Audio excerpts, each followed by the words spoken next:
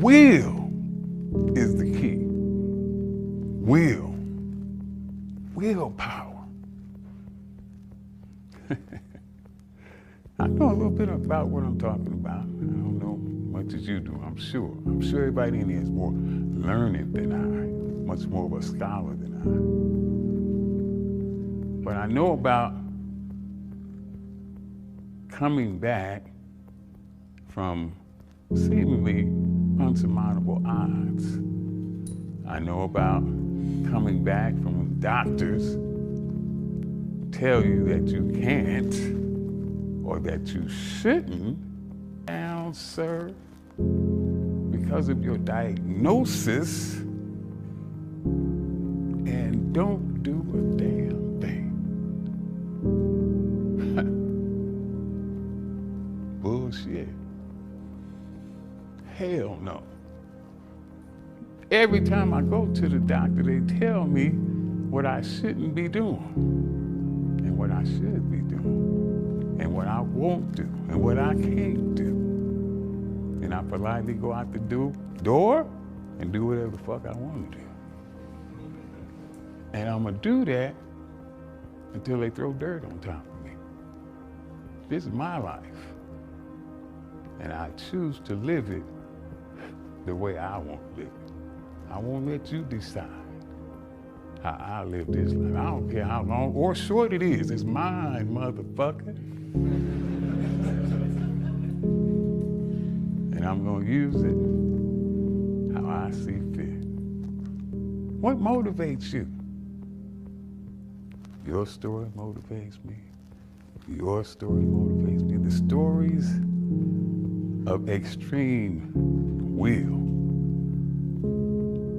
People that came through something or circumstances that they were not supposed to go through. You just ain't supposed to be able to do it. But he did it any goddamn way.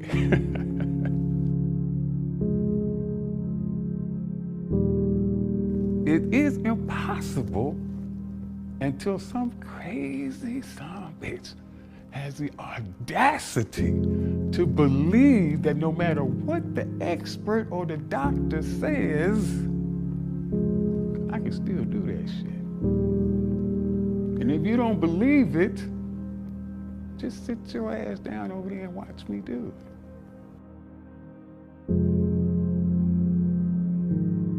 it. How do you teach people to not look at something and say immediately, because the appearance,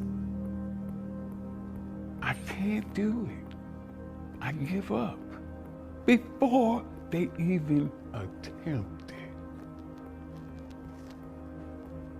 Oh, that's overtraining. Simply because it sounds like more than I ever done before. I can't do that. I won't even try.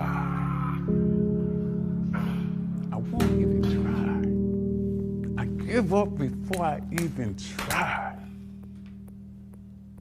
No. Oh, I tried, but I fell short. I tried my best, but I fell short. Is there victory in that? Goddamn right it is.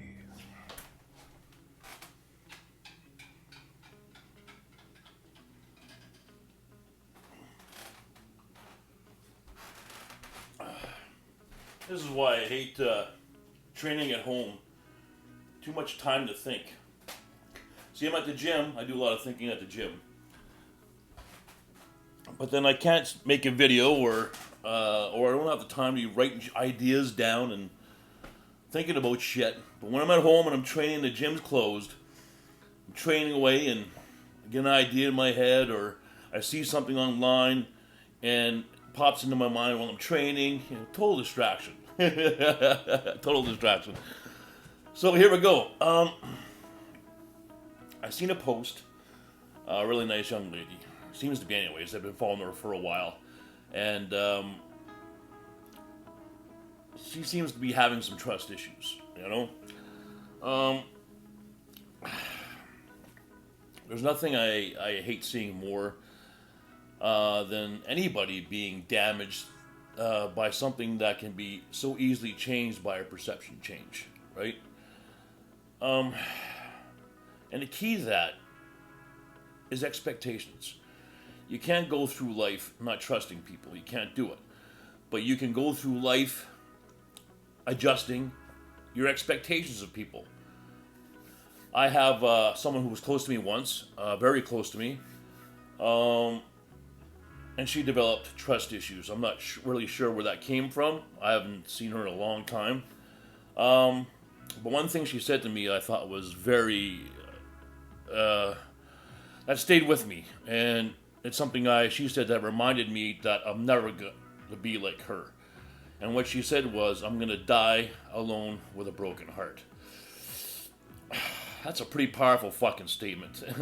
And not one I'm willing to share, let me tell you. So I've been through my share of trust things, people letting you down, or you thought they let you down, being ripped off, whatever the case would be, whatever was involved in trust. And I said, I can't go through my life not trusting anybody. That's not a way to live. So how do I do that? And the way to do it is adjusting your expectations. Let me give you an example. It's been a really long time since someone has betrayed my trust. So, before this realization, so I'm just going to give you an example here.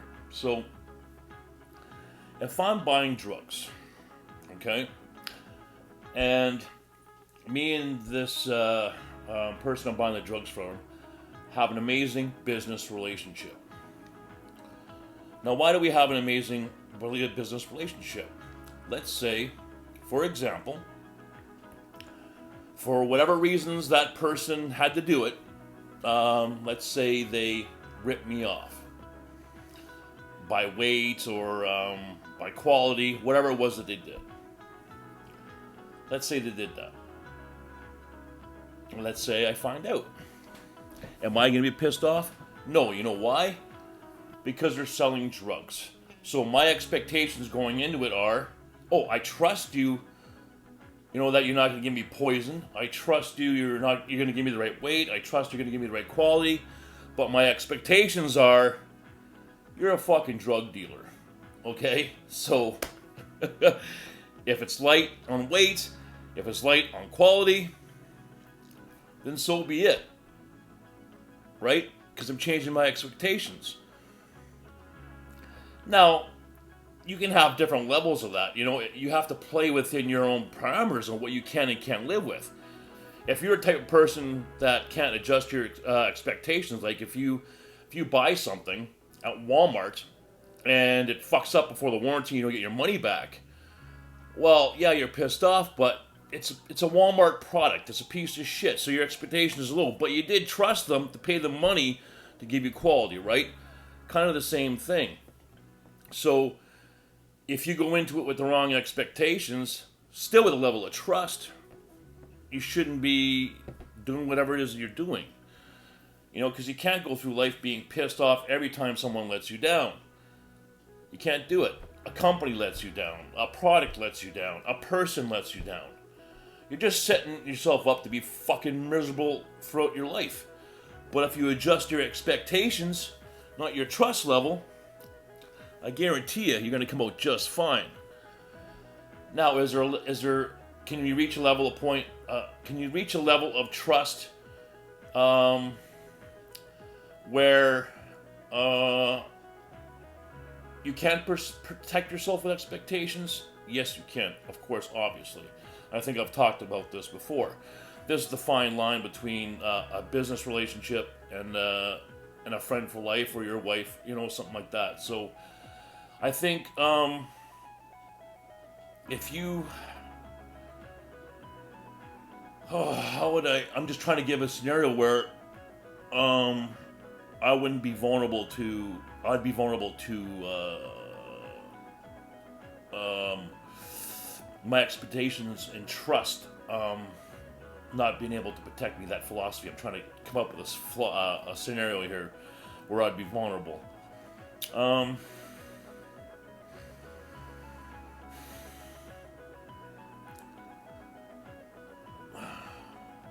when you're buying products and services, I don't think there's ever a point where expectations wouldn't help you. When you're dealing with people, I think once you take the vow with that person, I think I mentioned that before. If you sit down with that person and you had an agreement with that person on a certain trust level, I think a wife would be a perfect example of that. You guys take the vows. So you're taking the vows with someone. It's pretty hard to, you shouldn't have to go into that without 100% trust, and you shouldn't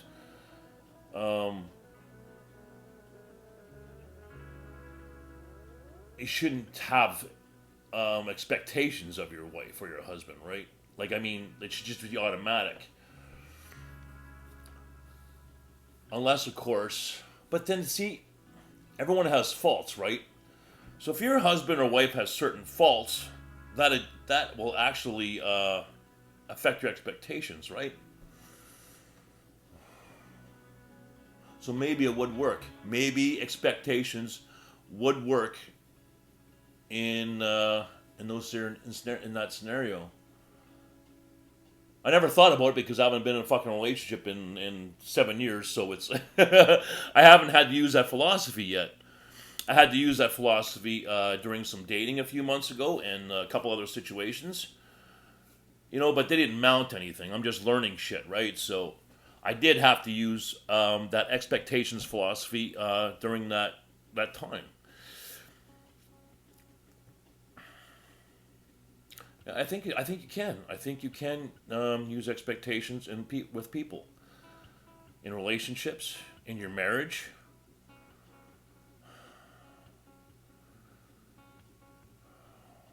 If your husband lied to you, would you be surprised? If your husband cheated on you, would you be surprised? Would you really be surprised?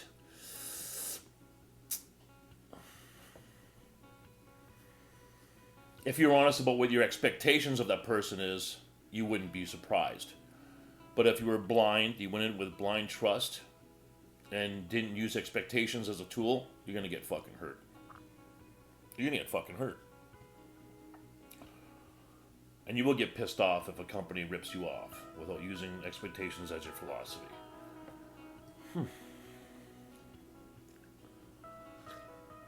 I just gave myself something to think about. When you meet those people with trust issues too, they're horrible to deal with. Horrible to deal with. Horrible. It's fucking so much maintenance to maintain a relationship with someone that has trust issues. It's like, fuck. It's not even worth engaging with them, right? It's just not. It's just. Honestly, it's like a turnoff too, right? Because if you have trust issues, it means you haven't dealt with your shit. It means you're in victim mode, and when you're in victim mode, that's kind of unattractive, right? Yeah, I've been there. I was trapped in victim mode once. I was stuck in that for a while, man.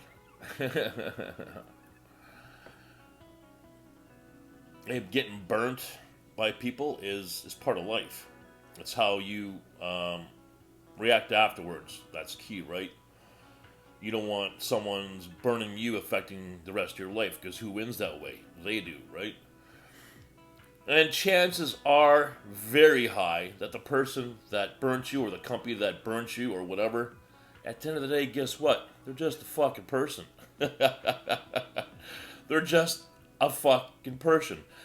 As my friend who believes in Jehovah says to me, she goes, imperfect human. And that's how she classifies people. Imperfect human. And she's right. We're so imperfect. Right? If we were perfect, there wouldn't be such a word as trust. It'd just go without saying, right?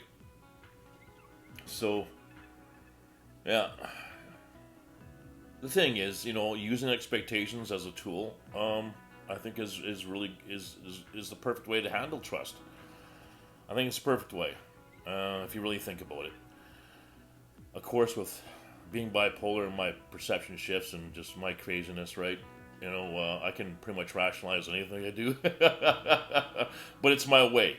I don't know if a normal person can take what I'm saying here and adapt that philosophy and make it work for them. I have no idea. I have no idea. Maybe that's only a bipolar thing can do that. I have no idea. So, anyways, I'm gonna fucking have my post-workout meal. I'm gonna take a nap, get up, try and do some chin-ups there, and till I see you again. Take care of yourself, take care of each other. Krahm bless you all. Hope the video helps.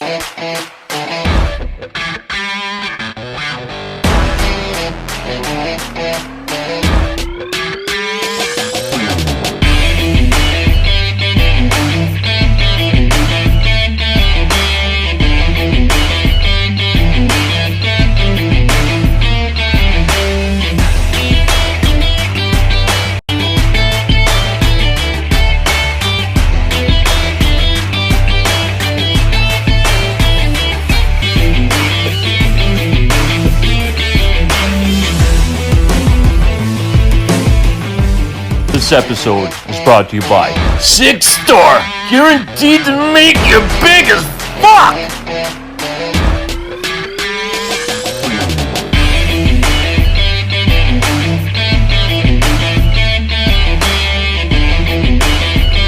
And special thanks to Working Hands.